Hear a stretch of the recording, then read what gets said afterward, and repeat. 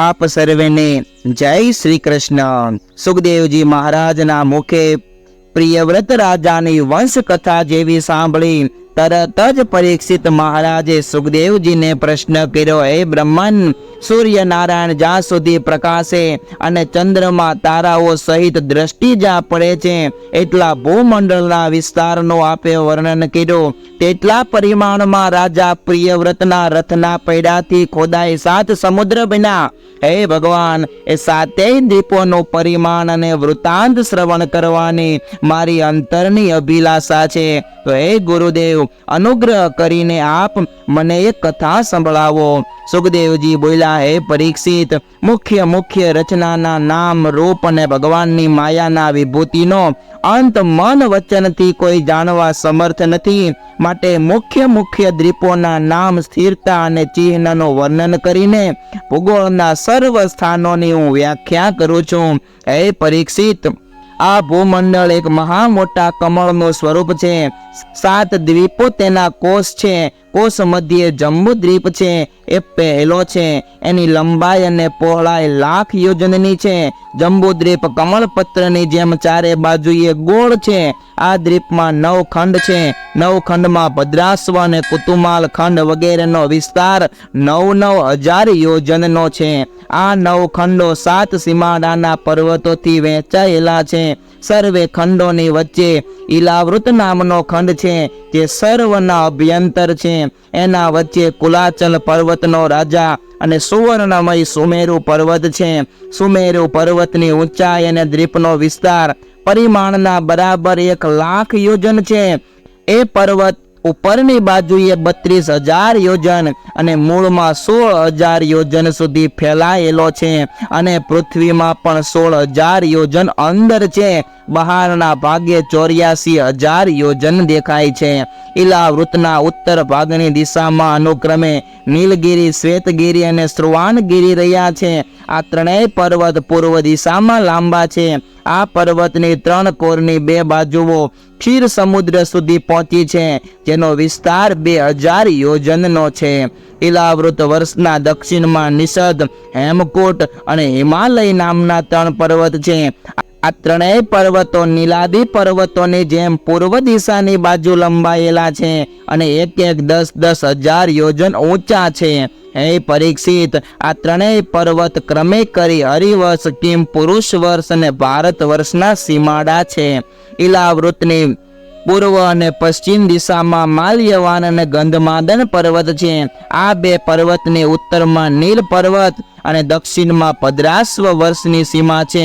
મેરુ પર્વતની ચારેકોર મંદર, મેરુમંદાર, સુપાશ્વ અને કુમુદ નામના 4 પર્વતરૂપી સ્તંભ છે। એ પર્વતમાં પ્રત્યેકનો વિસ્તાર અને ઊંચાઈ 10,000 યોજન છે। ચારેય પર્વતો પૂર્વ અને પશ્ચિમ દિશામાં ફેલાયેલા છે। ચારેય પર્વત ઉપર 4 સુંદર વૃક્ષો છે। મંદાર પર્વત ઉપર આંબાનો, મેરુ મંદાર ઉપર જાંબુનો, પશ્ચિમ દિશાએ સુપાશ્વ ભૂદર ઉપર કદંબનું અને ઉત્તર દિશાની સીમામાં કુમુદ શૈલ ઉપર વડનું। ચારેય વૃક્ષોની નજીક જ 4 હ્રદ છે। એમાં એકમાં દૂધ, બીજામાં મધ, ત્રીજામાં શેરડીનો રસ અને ચોથામાં મીઠું જળ છે। એ ચારેય હ્રદના જળમાં અત્યંત ચમત્કાર છે। વળી ત્યાં નંદન, ચૈત્રરથ, વૈભ્રાજક અને સર્વતોભદ્ર નામના દેવોના 4 ઉદ્યાનો છે, બગીચાઓ છે। સર્વે બગીચામાં દેવો અને દેવાંગનાઓ વિહાર કરે છે। મંદર પર્વતના મધ્યે દેવોનું એક આંબાનું ઝાડ છે। 1100 યોજન તો તે ઊંચું છે। સર્વે આંબાના મીઠા ફળ અત્યંત સુગંધિત છે। મોટા મોટા ફળ શિખર સમાન લાગે છે। પાકીને નીચે પડી ફાટે ત્યારે તેમાંથી અરુણોદાહ નામની નદી નીકળીને પૂર્વ દિશામાં ઈલાવૃત ખંડને ભીંજવતી જાય છે। એ જળનું સેવન કરવાથી ભવાનીજીની અનુચરી યક્ષાંગનાઓ સુગંધિત અંગો વાળી થઈ જાય છે। આ રીતે જાંબુના વૃક્ષના ફળ હાથીના શરીર જેવા મોટા અને શ્યામ રંગી થાય છે। એનો ઠળિયો ઘણો નાનો હોય છે। જ્યારેથી તે ઊંચેથી નીચે પડે ત્યારે તે ફાટે અને તેના રસથી જંબુ નામની નદી ઉત્પન્ન થાય। એ નદી મેરુમંદારના શિખરમાંથી 10,000 યોજનની ઊંચાઈથી આ પૃથ્વી ઉપર પડે છે। જે સ્થાનેથી પડે છે તે સ્થાનથી આપણી દક્ષિણ દિશા તરફ ઈલાવૃત વર્ષમાં વહે છે. એ નદીના કિનારાની માટી તે રસ સાથે મળી મહામૂલ્યવાન સુવર્ણ બની જાય છે, જે સુવર્ણના ઘરેણા દેવાંગનાઓ પહેરે છે. સુપાશ્વ પર્વતની કાંખમાં મોટું કદમનું ઝાડ છે. એમાંથી 5 મધની ધારાએ પર્વત ઉપર ચડી પડી પોતાની પશ્ચિમ દિશામાં ઈલાવૃત વર્ષને પોતાની સુગંધીથી 4 કોર 100 યોજન સુધી સુવાસિત કરે છે. જે સ્ત્રીઓએ પર્વતની મધની ધારાનું સેવન કરે છે એ સ્ત્રીઓના દેહને સ્પર્શીને વાયુ સુગંધિત બની 100 યોજન સુધી 4 કોર મહેકાતો રહે છે. કુમુદ પર્વત ઉપર સતવલ્સ નામનું વડનું ઝાડ છે. એમની શાખાઓમાંથી દહીં, દૂધ, ઘી, મધ, ગોળ, અન્ન, વસ્ત્ર, શૈયા, આસન અને આભૂષણ આદિ સમસ્ત વસ્તુઓ દોહન થઈ એ પર્વતના અગ્રભાગેથી નીકળે છે. ઉત્તર દિશામાં સમુદ્રને જઈને મળે છે.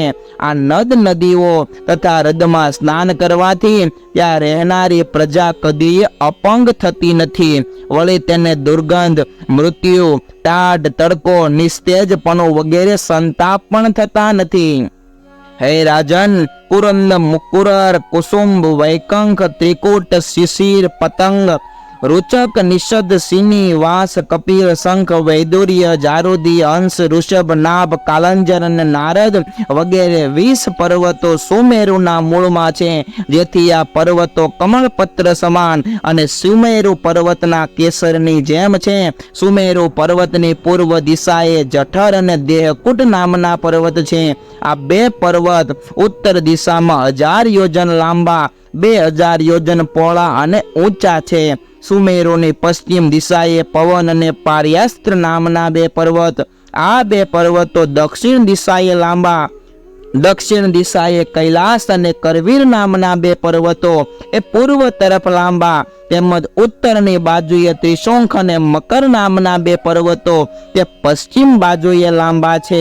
આ પ્રમાણે 8 પર્વતોથી ઘેરાયેલો કાંચીનગીરી કહેતા સુવર્ણમય મેરુ પર્વત 4 કોરથી પ્રકાશી રહ્યો છે. આ સુમેરુના મસ્તક ઉપર સર્વથી ઊંચે બ્રહ્માજીની બ્રહ્મપુરી છે. એનો વિસ્તાર 10,000 યોજનનો છે. સોનાની બનેલી છે અને 4 કોર ચતુષ્કોણ એવી બ્રહ્મપુરી નગરી છે. આ બ્રહ્મપુરીની ફરતે 4 દિશામાં 8 લોકપાળની નગરી છે. એ નગરીઓમાં રહેનારા ત્યાંના લોકપાલો જેવા છે અને સર્વ નગરીઓનું પરિમાણ બ્રહ્મપુરીના પરિમાણથી 1/4 એટલે કે 2,500 યોજન છે. આ પ્રમાણે સુખદેવજી મહારાજ પરીક્ષિત રાજાને સમગ્ર પૃથ્વીના ભુવન કોશનું વર્ણન સંભળાવે છે. આગળ ઈલાવૃત ખંડમાં ભગવદ સંકર્ષણનું જે વર્ણન સુખદેવજી મહારાજે સંભળાવ્યું એમની કથા અને ત્યારબાદ ગંગા મહારાણીનો મહાત્મય સુખદેવજી મહારાજ પરીક્ષિતને કહે છે. એમની કથા આપણે આગળ સાંભળીશું. ત્યાં સુધી આપ સર્વેને ભાવથી જય શ્રી કૃષ્ણ.